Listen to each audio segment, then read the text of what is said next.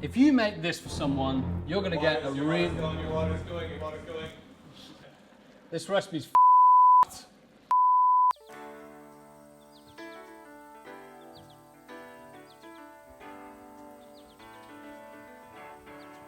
This is the spot.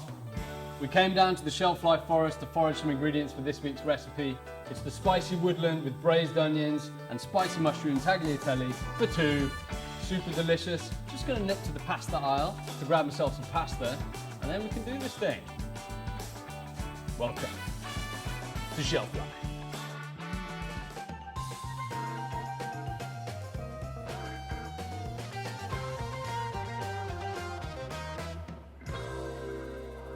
Alright, so if you're going to have some vegetarian pasta, you need a sauce, okay?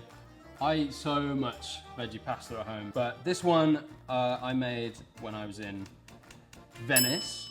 We're going to say 2 years ago now. And in Venice they have a dish called Bigoli In Salsa, which is a braised onion and anchovy sauce with bigoli, that's the name of the pasta. And I made a version of this one with braised onions a couple of years ago in Venice, and it was so romantic. So, oh man, you should have seen this there. Yeah, so I'm gonna make it again for you guys today, and you can share it with your loved one. All right, in the pot. The pot's off. There's nothing in there apart from garlic at the moment. Don't worry about it. Cool, so 2 people, 2 dried chilies. You can put more chili in if you like, you can put fresh chili in, you can leave it out. There's not one way to do anything. This is just my way, today, for you. Cool. So that's all in the pot now. I've got my chili and my garlic. We're just gonna get some olive oil, and we're gonna make that base covered in oil. It's covered. And now the heat goes on real low, and it's gonna slowly come up, start to frazzle, confit, and then we're gonna chuck in the thyme. So just give me about 6 minutes. Wow, this smells nice. What we're looking for is for the garlic to get stuck to the spoon, basically. It's kind of there, you can see that. Can you see that? This is a great way to start loads of different sauces. I often do this when I'm making tomato sauce as well. Slice loads of garlic, put it on from cold, let it come up slow, add all your liquid, braise it for hours. Now I'm gonna go in with some thyme, which I picked from the shelf life forest. And you can hear it crackle. Now, we're ready to chuck in our onions. And this is quite important, okay? I've got 2 onions, 1 per person. They're big ones, they're white. And straight away, as soon as you add that, we're gonna go with salt. And the salt is gonna draw out the moisture from the onions. And we want these to stew slowly. We don't wanna get them really dark and caramelized. No way! We wanna get these blonde, melting, super sweet. And they're just gonna break down in the sauce later on when you come to toss it with the pasta. And it's basically gonna give you that cream. You don't need cream here. And you can hear now, the frying stopped. And that's because of that moisture that's hit the bottom of the pan. Pop the lid on and cook it down slowly. Don't caramelize it. Keep an eye on it. It's going to take about half an hour, 45 minutes. Seriously. But we're just developing flavor here, okay? Time equals pleasure. Right, I forgot my butter. So we're also going to put some butter in there. And that's going to make sure we've got enough fat for those onions to get really soft and sweet. Amazing. And just quickly, here also I found this at the Shelf Life Forest. I've got some ceps, some porcinis, king of the mushrooms. And these are dried, and I've been hydrating those in some boiling water. And what you're gonna do, anytime that gets dry, you wanna top it up with a little bit of this liquor so the onions constantly have a little bit of water to sit and stew in.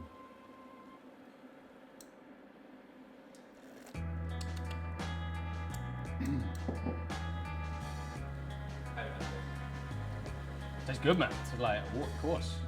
It's like from the forest below. Tastes good, man. I can do anything I want. Fun. They call me Fun Guy Jackson. Okay, my lovely woodland people. So the onions cooked for about 45 minutes. After about half an hour, I chopped up the mushrooms that had been soaking in the liquid, and I put them into the sauce. And whenever it was looking a little bit dry, I just added the poaching liquor and yeah, kept it looking legit. And now we've got like an amazing brown, delicious paste. Absolutely flavoured there. So that's going to be going into the sauce. First up though, I'm going to be chopping some parsley for you.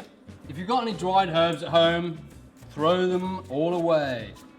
So many dried herbs are basically potpourri and they're just not delicious, you idiots. Cool. So this pan's hot, and over here I've got some girolles, which have been lovingly cleaned. You can use any wild mushrooms that you like. You don't have to just use button mushrooms, they're really boring. Although they are cheap, so fair play. And get your pan hot, a little bit of olive oil just going in there now. And it's mushrooms in.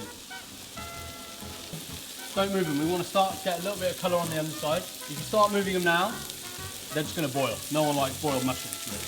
I'm going to chuck in some butter now. That's going to help caramelise. And now it's had a bit of an opportunity to get some colour on the underside. Just going to give them a bit of a toss. Cool, so we're just going to deglaze now with a little bit of white wine.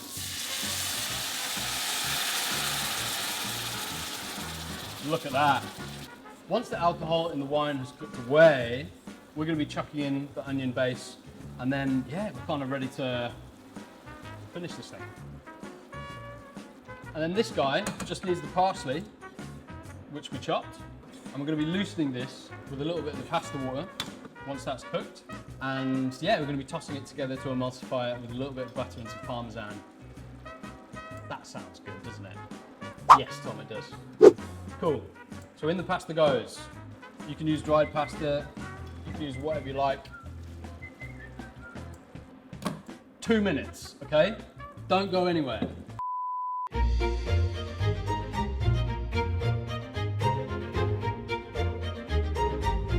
Hello there, can I help you at all? Yeah, of course.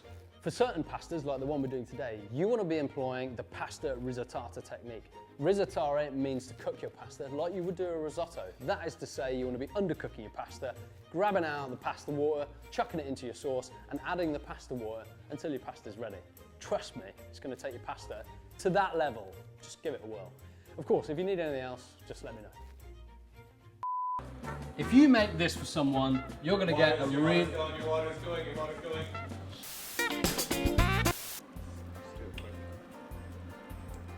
Dab it up. All right, my pasta's complete. It's been like a minute and a half. And the reason we're not cooking it all the way is it's going to finish cooking with the mushroom sauce, okay? You can take a little bit of the pasta water with it, no problem, team. Just want to put a bit of pasta water in there, basically. And that's just going to loosen the sauce. And as we toss it, it's all going to come together as one. Okay, so right now, it's looking a little bit wet. That's the perfect opportunity to add your parmesan. A lot of it. Raise the tin, then we toss. Crikey, this looks amazing. So we've got a really good looking sauce now. All I'm going to do just to finish it is add a little bit of cold butter. This is optional, but if you don't do it, you're crazy. And this is just going to take the sauce to the end. It's so messy. I've made so much mess. Do I clean? No. Well, pasta looks good. That's a f***ing mess over there, but everything else looks great. What a mess! All right, gang, that's it. So then you just need a plate. You need your loved one. I need you to come over here. What a mess! And then just go straight down on the plate. Oh yeah, man. Are you kidding me?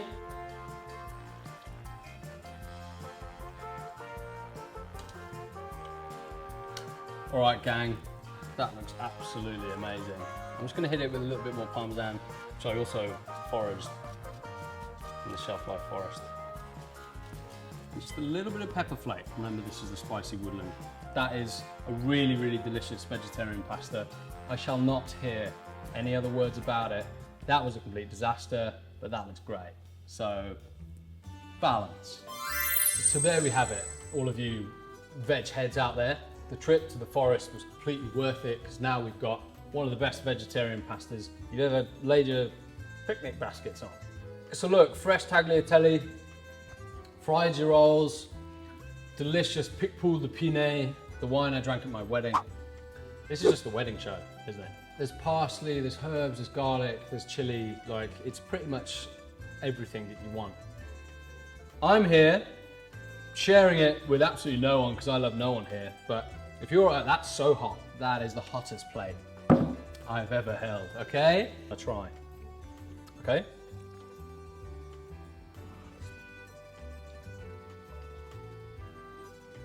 That is magical. It tastes like Mum's dinner parties used to smell from the top of the stairs.